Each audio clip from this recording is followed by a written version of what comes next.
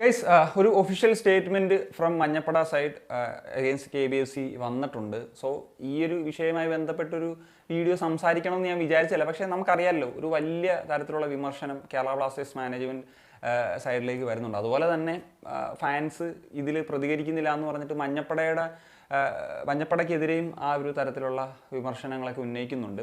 So മഞ്ഞപ്പടയുടെ ഭാഗത്ത് നിന്ന് എനിക്കൊന്ന് ഈ ഒരു 2 ആഴ്ചയ്ക്കുള്ളിൽ സോഷ്യൽ മീഡിയ വഴി വരുന്ന 3ാമത്തെ പോസ്റ്റാണിത്. ഇതിപ്പം അവസാനം ഒരു ഒഫീഷ്യൽ സ്റ്റേറ്റ്മെൻ്റ് ആയിട്ട് പുറത്തു വരുന്നു എന്നുള്ളതാണ്. അപ്പം ഈ ഒരു കാര്യങ്ങൾ ഒന്ന് വിശകലനം ചെയ്യേണ്ടതുണ്ട് എന്നുള്ളതാണ് എനിക്ക് തോന്നുന്നത്. കാരണം എന്ന് വെച്ച് കഴിഞ്ഞാൽ ആദ്യം വരുന്നൊരു കാര്യം നമുക്കറിയാം, വെയിറ്റ് ആൻഡ് വാച്ച് പോളിസിക്കെതിരെയും സ്ട്രൈക്കർ എവിടെയെന്ന് അല്ലെങ്കിൽ ട്രെയിനിങ് ഫെസിലിറ്റി എവിടെയെന്നൊക്കെയുള്ള വളരെ അഗ്രസീവായിട്ടാണ് ആ ഒരു പോസ്റ്റ് വന്നായിട്ട് മനസ്സിലാക്കുന്നത്. അതിനുശേഷം ഒരു ട്രോൾ എന്ന നിലയിൽ അല്ലെങ്കിൽ ഒരു ടീമിനെ മാനേജ്മെൻറ്റ് സൈഡിന് എന്താ ഒരു നമ്മളിങ്ങനെ വെയിറ്റ് ചെയ്യിപ്പിക്കുന്ന ഒരു കളിയാക്കുന്ന തരത്തിൽ വന്നത്.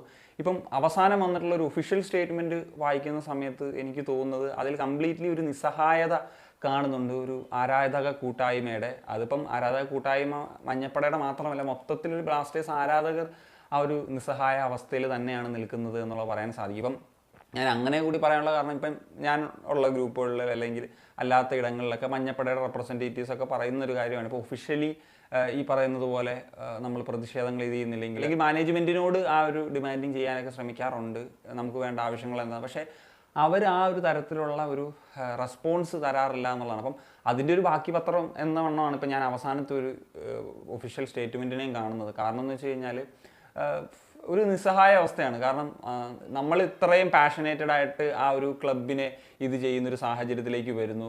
പക്ഷേ ആ ഒരു തരത്തിലുള്ള യാതൊരു തരത്തിലുള്ളൊരു റെസ്പോൺസും അല്ലെങ്കിൽ അങ്ങനെ ഒരു നമുക്ക് ഒരു നമ്മൾ ഇത്രയും ചെയ്യുന്നു എന്നുള്ളതിന് യാതൊരു തരത്തിലുള്ള വാല്യൂം കൽപ്പിക്കാത്ത തരത്തിൽ തന്നെയാണ് അവരുടെ ഒരു അപ്രോച്ച് എന്ന്. സസ്റ്റൈനബിലിറ്റി ഈസ് ഫൈൻ, പക്ഷേ ഫാൻസിന് പേര് കേട്ട ക്ലബ്ബ്, ഞാൻ അത് എടുത്തു പറയുന്നു, ഫാൻസിന് പേര് കേട്ടിട്ടുള്ള ഒരു ക്ലബ്ബാണ്, അല്ലാണ്ട് യാതൊരു വിധത്തിലുള്ള ഒരു അച്ചീവ്മെൻറ്റ്സും ഇല്ലാത്തൊരു ക്ലബ്ബാണ്. അപ്പം ആ ഫാൻസ് എന്ന് പറയുന്ന ഇമ്പോർട്ടൻറ്റ് ഫാക്ടറിന് അതിപ്പം ഓരോ ആരാധകൻ പറയുന്ന കാര്യത്തിനും അല്ലെങ്കിൽ അതൊരു അസോസിയേഷൻ എന്ന നിലയിൽ, ഫാൻസ് അസോസിയേഷൻ എന്ന നിലയിൽ അവരുടെ ഒരു ഒപ്പീനിയൻസിനും യാതൊരു വിലയും കൽപ്പിക്കുന്നില്ല എന്നുള്ളത് ഇറ്റ്സ് റിയലി പത്തറ്റിക്. ഇപ്പോൾ ഫാൻസ് പറയുന്ന കാര്യം എല്ലാം ചെയ്യണം എന്നുള്ളതല്ല, പക്ഷേ ഫാൻസിൻ്റെ കാര്യങ്ങൾക്ക് റെസ്പോണ്ട് ചെയ്യുക എന്നുള്ള ഒരു ബേസിക് ആയിട്ടുള്ള കാര്യം, അല്ലെങ്കിൽ ഓരോരുത്തരുടെ ഇതിന് റെസ്പോണ്ട് ചെയ്യണം. ഒഫീഷ്യൽ സൈറ്റ്സിൽ നിന്ന് വരുമ്പോൾ പോലും അതിനുള്ളൊരു റെസ്പോൺസ്, ഇപ്പം ഞാൻ പറഞ്ഞല്ലോ കഴിഞ്ഞ 2 ആഴ്ചയ്ക്കുള്ളിൽ 3 തവണ ഈ ഒരു തരത്തിൽ കാര്യങ്ങൾ വന്നു. അപ്പോൾ എന്താണ് അവരുടെ സൈഡിൽ നിന്ന് വന്നിട്ടുള്ള റെസ്പോൺസ് എന്നുള്ളത് നമുക്ക് ഇപ്പോഴും അറിയില്ല. ഈ ഒരു അപ്രോച്ച് തന്നെയാണ് ക്ലബ്ബ് തുടരുന്നതെങ്കിൽ എനിക്ക് ആക്ച്വലി മുന്നോട്ടുള്ള ഇതിലും വലിയ പ്രതീക്ഷയൊന്നുമില്ല. കാരണം എന്ന് വെച്ച് കഴിഞ്ഞാൽ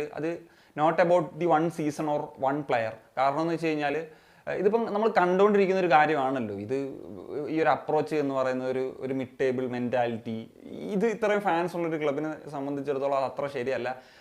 ഞാൻ എപ്പോഴും പറയുന്നൊരു കാര്യമാണ്, നിങ്ങൾക്ക് നിങ്ങളുടെ സസ്റ്റൈനബിലിറ്റി ആയിരിക്കും പ്രധാനം, പക്ഷേ ഫാൻസിൻ്റെ മെൻ്റൽ സ്റ്റെബിലിറ്റി അല്ലെങ്കിൽ അവരുടെ മെൻ്റൽ സസ്റ്റൈനബിലിറ്റിക്കും അതിന് ഉത്തരവാദിത്തമുണ്ട്. കാരണം ഫാൻസാണ് നിങ്ങളുടെ ക്ലബിനെ ഇത്രയും ഒരു ഉന്നതിയിൽ എത്തിക്കുന്നത്. കാരണം ഇപ്പം മറ്റ് ആരെങ്കിലും വാങ്ങിച്ചൂടെ എന്നൊക്കെയുള്ള കാര്യങ്ങളൊക്കെ, അങ്ങനത്തെ സാഹചര്യങ്ങളൊക്കെ വരാറുണ്ട്. പക്ഷേ ഞാൻ കേട്ടിട്ടുള്ളൊരു കാര്യം എന്ന് വെച്ച് കഴിഞ്ഞാൽ, എങ്കിലും ഇപ്പം ഷെയർസ് മേടിക്കുകയാണെങ്കിൽ ഇവർക്ക് തന്നെ ഈ പറഞ്ഞ പോലെ ഒരു ഡയറക്റ്റ് ബോർഡ് ഇങ്ങനെയുള്ള കാര്യങ്ങൾക്കൊക്കെ ഒരു കൃത്യമായിട്ടുള്ള ഇത് വേണമെന്നുള്ളതാണ്. അല്ലെങ്കിൽ ഇപ്പോൾ ഫുള്ളി സെല്ല് ചെയ്യുന്നൊരു സാഹചര്യത്തിലേക്ക് പോകണമെന്ന് വെച്ച് കഴിഞ്ഞാൽ ഒരു ഹ്യൂജ് എമൗണ്ട്, അത് ഈ പോപ്പുലാരിറ്റിയൊക്കെ കാണിച്ചിട്ടാണ് പറയുന്നത്. പ്രത്യേകിച്ച് നമുക്കറിയാമല്ലോ ആ ഒരു ഇവാൻ വന്നതിന് ശേഷം ആ ഒരു വാല്യൂ എപ്പോഴും കൂടിയിട്ട് തന്നെയാണുള്ളത്. ആ ഒരു പോപ്പുലാരിറ്റി ആണെങ്കിലും എല്ലാത്തിലാണെങ്കിലും അത് കൂടുക തന്നെയാണ് ചെയ്തിട്ടുള്ളത്. അപ്പം ഇതെല്ലാം ഉണ്ടായത് ഫാൻസ് കാരണമാണ്. പക്ഷേ ഫാൻസിൻ്റെ ഇമോഷന് യാതൊരു വിധത്തിലുള്ളൊരു വാല്യൂം കൽപ്പിക്കുന്നില്ല.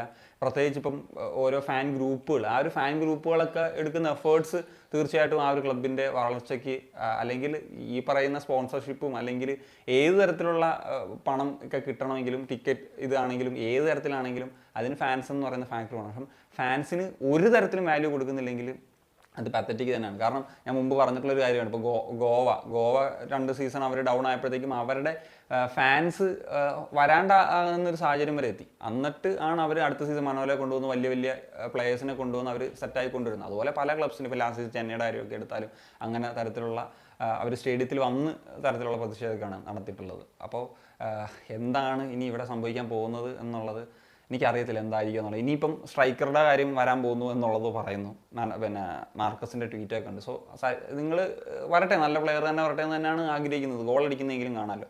പക്ഷേ ആ സ്ട്രൈക്കർ വന്നു കഴിഞ്ഞാൽ എല്ലാ പ്രശ്നങ്ങളും തീരും. അതുമല്ല, ഈ സ്ട്രൈക്കർ ഇനി വിസ കിട്ടി ഇവിടെ വന്ന് എത്ര നാൾ ടീമിനോടൊപ്പം, ഇത്രയും മുമ്പ് പ്രീ സീസൺ തുടങ്ങിയ ടീമാണ്, അതിൻ്റെ ഒരു എഫക്റ്റ് നമുക്ക് അവിടെ നിന്ന് കംപ്ലീറ്റ്ലി കിട്ടുമോ? ഇങ്ങനെയൊക്കെയുള്ള ചോദ്യചിഹ്നങ്ങളുണ്ട്. അപ്പം നിങ്ങൾക്കും നിങ്ങളുടേതായിട്ടുള്ള അഭിപ്രായങ്ങൾ ഉണ്ടാകുന്നത് കമ്പോസ് ചെയ്യാൻ